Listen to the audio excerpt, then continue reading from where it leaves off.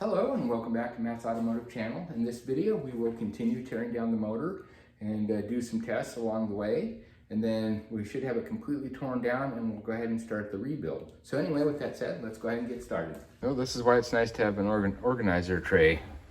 When you get this many parts, it really helps you keep things in sorts. I went ahead and put the head back on just with the valves in, and looks like our leak down is actually worse. Sheesh, looks like we're around 30% now. And as far as where it's leaking, oh yeah, definitely throw it out of this port. Not that one, not that one. And not on the intakes either. So cleaning up the valves actually made it a little bit worse. That's very interesting. We'll still do the lapping and see if that makes a diff. But that's really odd. That's really coming out there. All right, so let's go ahead and check the intake side for any kind of leaks. I'll put them around the exhaust valve too here. Okay, so let's do the intake. It's pressurized, I can tell because that's bulging and nothing there. So, over here on the exhaust side, I can see the bubbles. Okay, now we'll go ahead and pull the valves back out and do a little bit of valve lapping, and then we'll check the seals again. Okay, so to do the valve lapping, we'll pull the valve out. We'll put a little bit of this valve grinding compound around the edge, not much.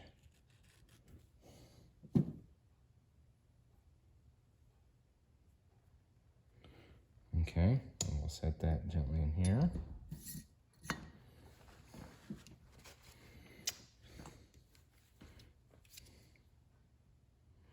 And then put our suction cup on here and just start grinding away. Now as you grind, you'll hear it change sound. There, see, it gets much quieter there.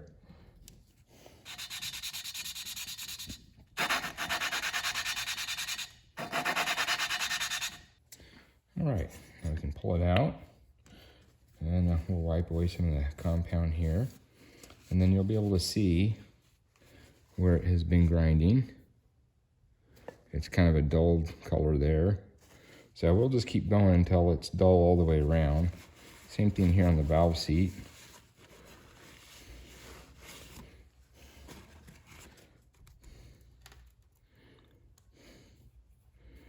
So we'll make sure it's kind of dull all the way around on both the seat and this evenly. And then at that point, we know that we'll have a pretty good seal. After a few more continued attempts of grinding this, you can see that this is ground down pretty good now, where it's kind of a dull hazy color. And also here on the valve seat. So hopefully that should make a much better seal now. So what we need to do now is put these back in. We'll put this head back on the block and then do another leak down, and hopefully we'll have better results this time. After doing the valve grinding, we still got a pretty poor leak down. However, I don't detect anything coming out of the valves anymore. If there is, it's very, very little. But we do have air coming out of the crankcase. So I'm thinking this is going to be piston rings. So I guess I'm going to have to go ahead and pull the piston and take a look at that. Okay, in order to pull the pistons, we have to remove the wrist pins, which are done through these access holes or ports right here. Then I have to take off an oil separator plate, and then there's another access hole on that side. Of course, we're not going to do that side, but and then there's one here on the front, and then another one here. Okay, with the little access port off there, if you look in here, that's kind of hard to see, but I'll rotate the crank here. You can see it moves back. So anyway, you just rotate the crank until you get that wrist pin lined up, and then there's a little C-clip in there. We'll just take that out, and then you have to punch the wrist pin out from the other side. Okay, just to show you how to get these wrist pins out, I pulled the access plug off there. I turned the crank until the wrist pin shows right there. You can see all the way through. because I took the access plate off the back, and then I have a rod, long rod that I'm going to tap and hit the other side of that pin to pop it out over here. All right, so now I'm just going to start tapping lightly.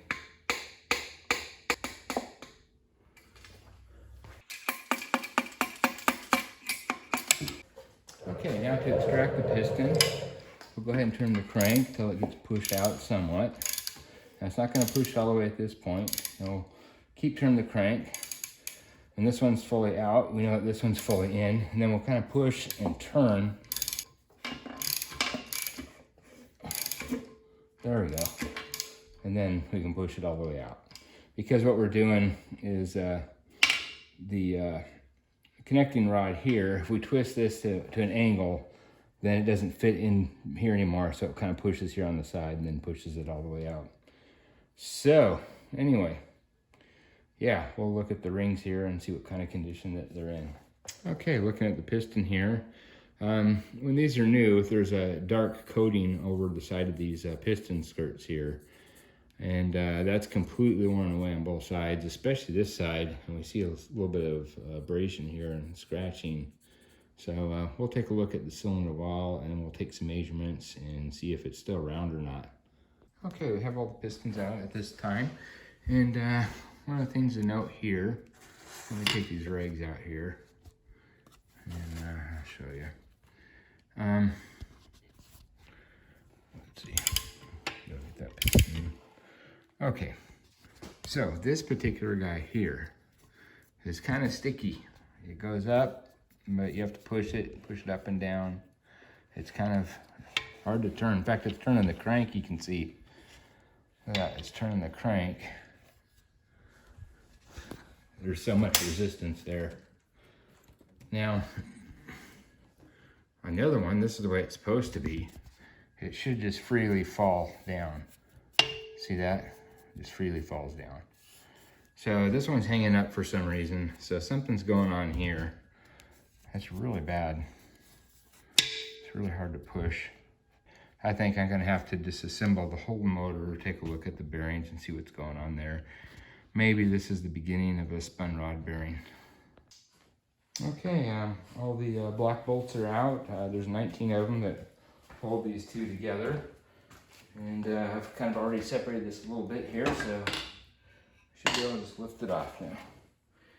And there we go. Okay, again, I just wanted to show you here the connecting rods. They'll move freely, see how they just drop?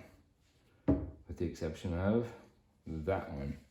This one is really hard to move. There's something definitely going wrong there. We're gonna have to pull these connecting rods off and see what's going on with this bearing. There's something definitely wrong there.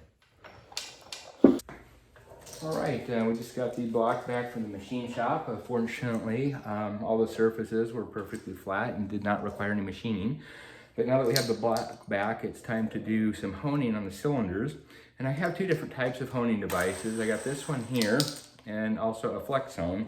And I like to actually use both. I like to start with this one because even though we took measurements in the cylinders and everything looks fine, you know, you can't measure every point in it. And so if there's any abnormalities or ripples or anything like that, this will bring those to the forefront because it's got a straight edge there. And as it's spinning in the cylinder, it's obviously only going to scrape on the high parts. And so you put this in there, run it around for a little bit, and then take a look, and it may show you any abnormalities.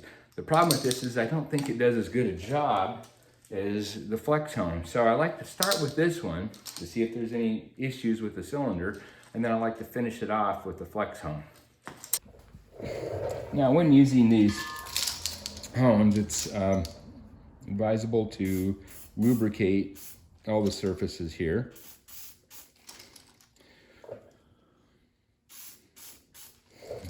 And then also in the cylinder walls too. And you don't want to spin this real fast, you want it slow, and you want to move up and down in a motion so it creates about a 45-degree angle. So you squeeze these together and put them in here. and then spin real slow and then move it like so. So it creates a 45-degree angle. Okay, and since I didn't find any abnormalities in the cylinder walls, which I really didn't expect to find anyway, I'm going to go ahead and finish it off here with the flex hone. And it's the same thing. You want about the same rotational speed and then move it up and down at about the same speed.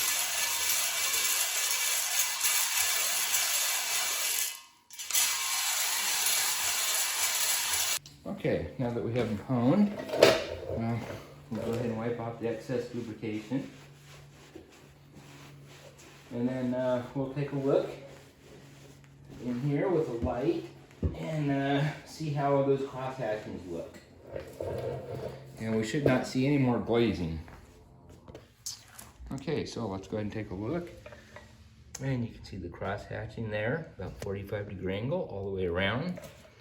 And it should look pretty similar all the way around. Just make sure you haven't missed any spots. With these Subaru blocks, it's kind of difficult to get the lower part of it because when you look down there, you see these, it's real easy to hit that with the hone. So you gotta be real careful when doing this and not go too deep. Okay, and even though the machine shop does clean these, degrease them really well, still a lot of the gasket material is left on these things. So next thing we need to do is address all these surfaces that need to seal and clean those up. I guess you could use a plastic scraper. I don't feel they work as well, but with these aluminum blocks, if you use a carbide scraper, be sure to just apply very little pressure. It's real easy to scratch this aluminum surface.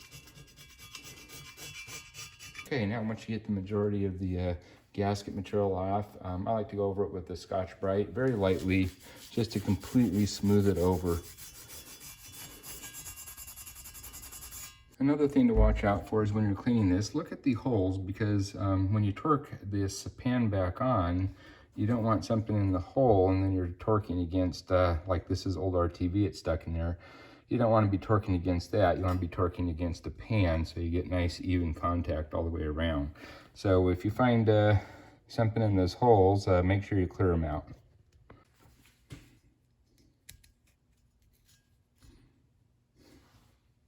And another thing, when we get to the point, it's always a good idea, but before you torque any of these down, is to put the bolt, run it all the way down, make sure that it runs up and down freely, and maybe put a little bit of oil in there. That way when you do your final torquing, the torquing will be much more accurate. Now, on this side where the main bearings go, mind you, it actually has to seal here on each one of these little journals here. So we need to make sure that these are all nice and clean as well. As you can see, even though this block was cleaned at the machine shop, there's still a lot to be desired here as far as cleanliness, especially on these mating surfaces. This is very important that these be clean. Now also when cleaning up these journals, be sure to hit these sides too and make sure that they're pretty clean and free of debris, because the crank does make contact with this. And so you don't want it knocking anything loose and potentially getting into the oil system later. So we had that surface to deal with. Now we got the oil pump surface to deal with here. And remember, this is only half out. The other half is on the other part of the block. So anyway, let's go ahead and clean that up now. You definitely want to get all that debris off there. That could potentially get into the oil system later. So really take your time with it, scrutinize it, and make sure you got anything loose that could potentially fall off later and get into the system. Make sure that's off the block. And then we'll have to do the water pump over here as well. Well, here's another area that we need to clean up. Anywhere an O-ring goes, make sure that that's good. This is for the crossover coolant tube, and an O-ring goes in here. So we definitely need to get that cleaned up. Yeah, and look, this is just half the block. Look at all this debris that's come off. And you know, you can try really hard to get it all out of there, but inevitably you're probably going to have something in there. That's why it's so important to do that first oil change while breaking the motor in, just in case some of that's left in there. You know, do that first oil change fairly soon to get that debris out of there. Okay, here's the other half of the block, and real important. I mean, you can see a lot of RTV in here in these holes, and then also around the edges here. Look at this. definitely want to get all that off. You don't want that in the oil system once everything goes back together. But yeah, the reason it's on these is that this actually gets RTV'd before you sandwich the thing together. Now this is also why you don't want to use a whole lot of RTV when you put these together, because once you squish these halves together, some of this gets squished onto the inside of the motor. They could potentially break off later and then get into your oil system and give you a really bad day. Okay, here's just to give you an idea of the additional debris I got off the blocks. And mind you, this is after taking it to the machine shop and having them degrease it. There's still a fair amount of debris on there. Okay, now obviously I've checked this before. This is a check you want to do before you take it to the machine shop in case your heads are not perfectly flat. But I have a straight edge here. This is good to 1/1000th of an inch. And then you want to lay it across the block here in several different ways and see if you can slide 1/1000th filler gauge through there. And I cannot. I mean, these heads are in great shape. Then you also want to do the same thing with the block as well. The block is less likely to get warped, but they can get warped. So do the same type of test here. And I have had some that have gotten bad, and where it always gets bad is between the cylinders, it seems like, whether it's on the block or the head. That tends to be where the low spot is going to be. And just to show you, here's a bunch more of the RTV that I got off by cleaning this head. The sliding here, you can see the cross hatching really well.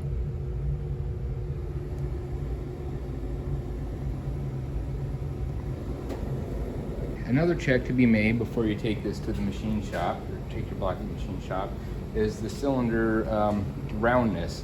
And I'm not going to go into great detail about this, but basically you want to take measurements, one near the top, halfway down, and then near the bottom, and then go 90 degrees to that and take another set of measurements. And the spec for this block here is 4/10,000ths of an inch out of roundness. On this particular block, everything turned out really good. And we're right there at the, I think we're about 5/10,000ths out of roundness here, and I think the spec's 4, but I'm not gonna worry about 1/10,000th of an inch out of spec. I think we're good enough.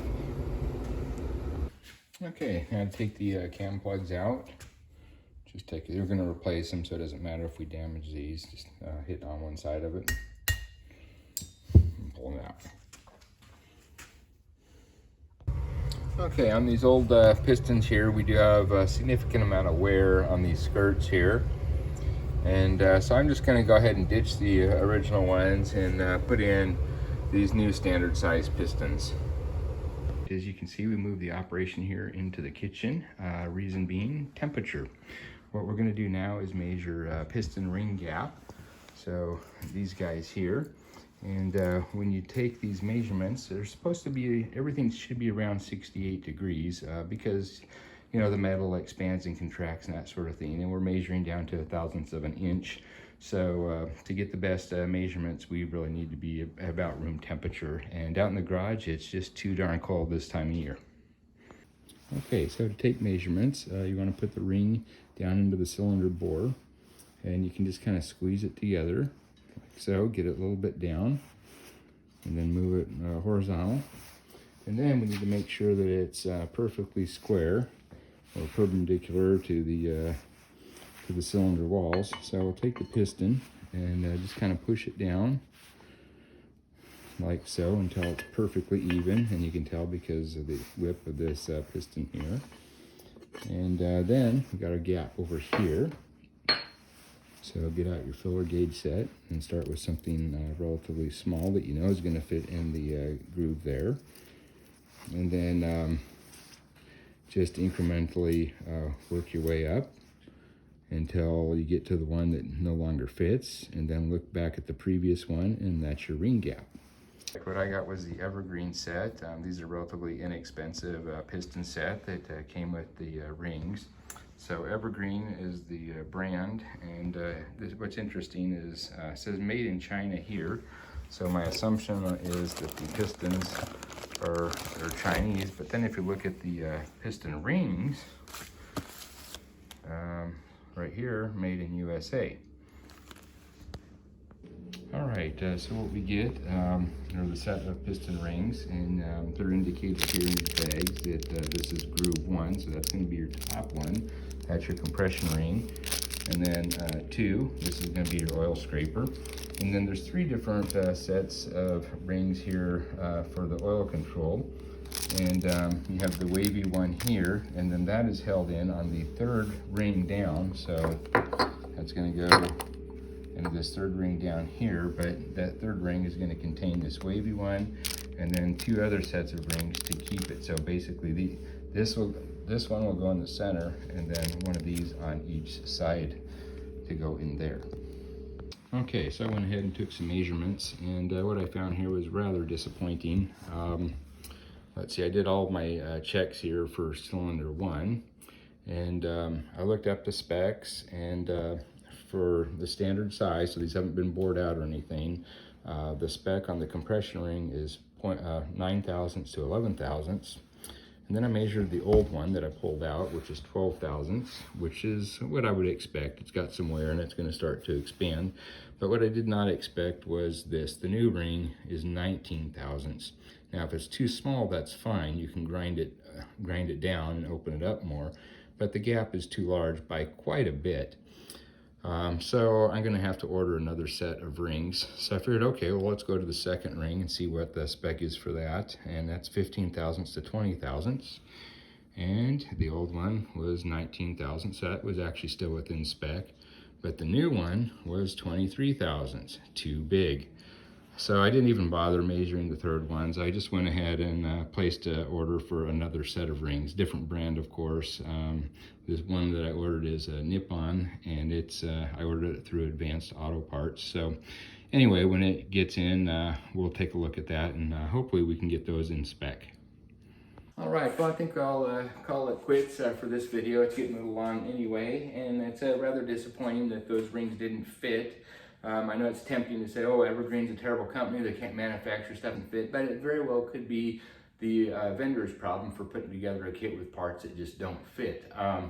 So anyway, can't say anything bad about Evergreen. Well, anyway, while we're waiting for new parts, I think I'll go ahead and probably start to reassemble the heads, put the valves back in. We'll clean these up, then put the valves back in and everything, and maybe go ahead and check the valve flashing and see if everything's in spec there.